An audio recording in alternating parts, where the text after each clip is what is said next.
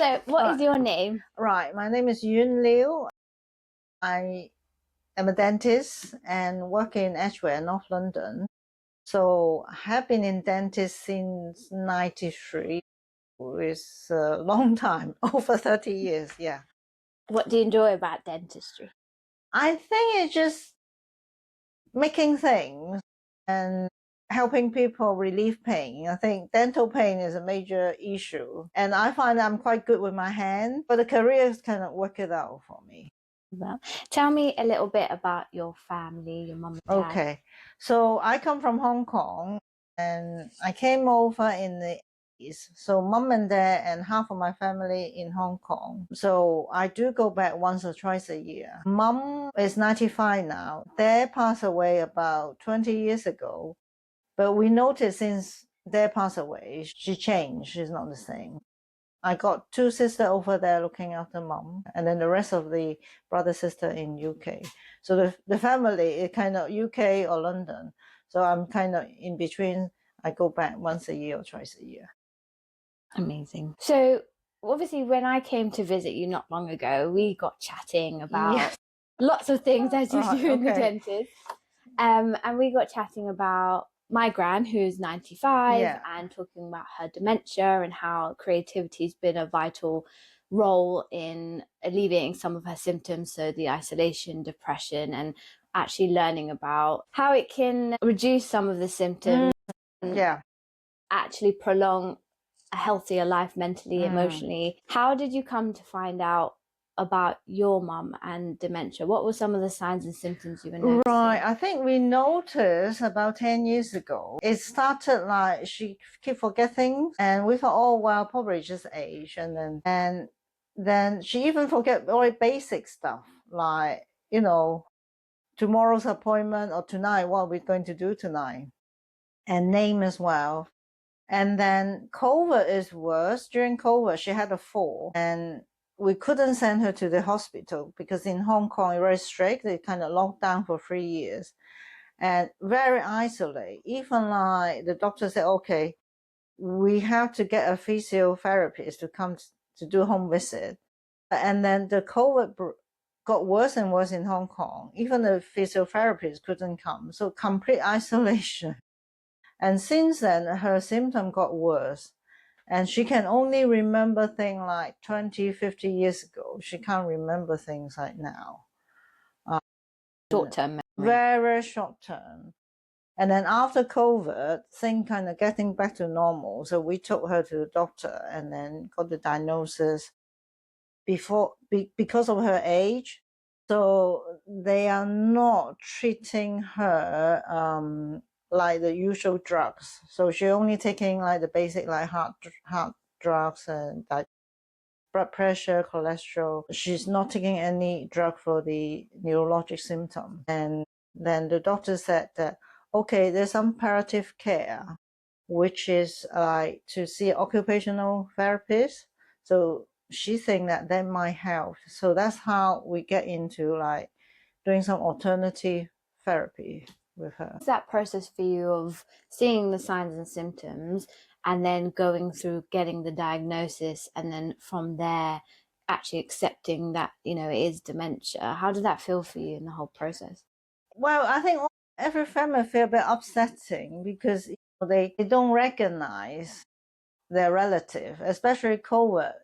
Hong Kong locked down for 3 years. I couldn't go back for 3 years unless you have to go to the quarantine camp for 21 days before you can release. And you need to apply a visa to go. So a lot of people so isolate, not seeing a relative for a long time. So the diagnosis, I think we are kind of expected this dementia. But the doctor say it's not an aggressive form of dementia because there's so many types. So we kind of try to slow down the process getting worse. But again, during the isolation of COVID, it was because I haven't seen her for 3 years. And then the first time when I saw her afterwards, after COVID, she forgotten me. So, How did that feel for you? it's upsetting because then she can't recognize you, and then she confused who I am. But now actually she's better now. I think maybe the alternative therapy help, or I don't know, maybe she's more alert, like, because she's a bit more sociable than during the lockdown. What were the alternate therapies that were recommended, or they started to use and you noticed more of a difference? Right. It started about 2 or 3 years, about after I think must be 2 years ago. So we have the occupational health lady come once a week, and then she does like teaching her math, drawing, some handicraft work, and also marcher. If you heard of, like, it's a Chinese like a bridge. So it's marcher is like you have to use your brain, and you have to sort of shuffle the die or the card, and then it's basically like bridge. You have to have a plan, how to play. So that actually it improve her memory. Strategic play. Yes, yeah. How do you notice that sort of play is similar to when a child is young and that kind of play? And what did you notice in your mum when she was engaged in creative activities like that? Well, it's a good question because actually the lady, like, she gave her some children stuff to do. They have some like a craft work. So you can assemble something and then you make like lantern, or you make like small like greeting cards, things like that. And she was so concentrated doing it. We are shocked, like, how concentrated. So she's so focused doing it, and she loved it. She loved every week, looking forward to the session, and definitely help with her memory now. She can't still remember recent event, but she are better with the number. You tell her, like, in 3 days time, we're going out in 3 days time, so she know how to count the day.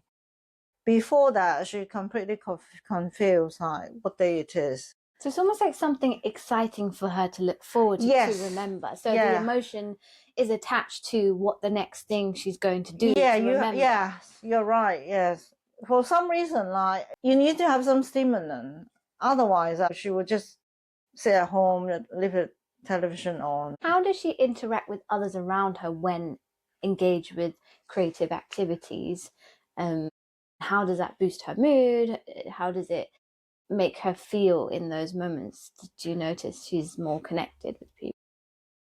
I think the familiar face and take her to familiar places, and even like simple things like food, it triggers it. Yeah. So the senses. It's a sense. Yeah, it's all about sense. It's not, for some reason, it's not about language or word, and it's the senses. Yeah. And then sometimes, like, even like on the way to take her to a restaurant, she suddenly remember the street. What did they do like a long time ago? Yeah, it's just strange. Emotional memory, isn't it? It's stored in that vagus nerve, they call it. Yeah. It's the term for emotional memory. It's like a small little gland in the back of our neck. And then something to trigger it up. It's emotional memory that we've got, and it's stored in our body. So when we have a certain smell or a taste, or fresh cut grass, it brings it back. So I don't know how it works, but it seems. So before your mum got diagnosed and seeing all how creativity has actually benefited her mentally, emotionally, and socially, did you believe that creativity was this powerful before? No, I have no idea. I have no idea. I thought maybe it's just medication. Do you think there's not enough knowledge about creativity and mental health, especially in people living with dementia? No one mentioned it. Yeah, I think because of age, the doctor don't want to give her like strong medication. I think it's like alternative. You want to try that, and then also like they know like my family is busy. Both my sister working there. We had a carer, but no one like would spend time I mean, it's a shame, but no one would spend time, sit down and doing some art and craft work with her. So we didn't know. We thought, oh, well, better than nothing, just try. But now she enjoyed it, and then it kind of it slowed down the progress, we noticed. Yeah. But I think we didn't believe it at the beginning. Okay, it's true. My last question is around your creativity and connection to it. Are you still connected to creativity? And if you are, what sort of things do you enjoy doing? Sewing. My love is sewing. Yes, and painting as well. During COVID, it's a shame that I enjoyed the 3 month. Got my sewing machine out, did the curtain and the cushion cover. I had those material a long time ago. It was just tucked at the back of the garage. And I don't know whether you remember, we ran out of PPE and we have to get waterproof material and do our own PPE.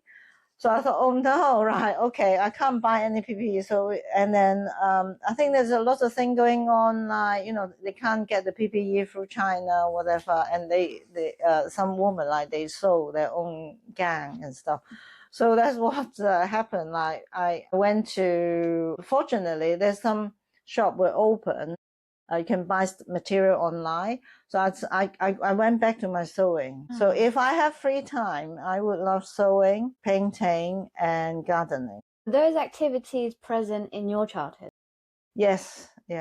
Who sort of brought that in, or my mum used to do sewing because there's a lot of us. She altered clothes for us, like, my sister clothes, and then she outgrown it, then she would alter it, pass it on to the children.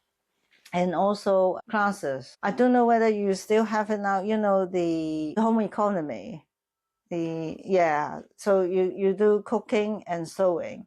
Design technology now. But in my days we got home economists.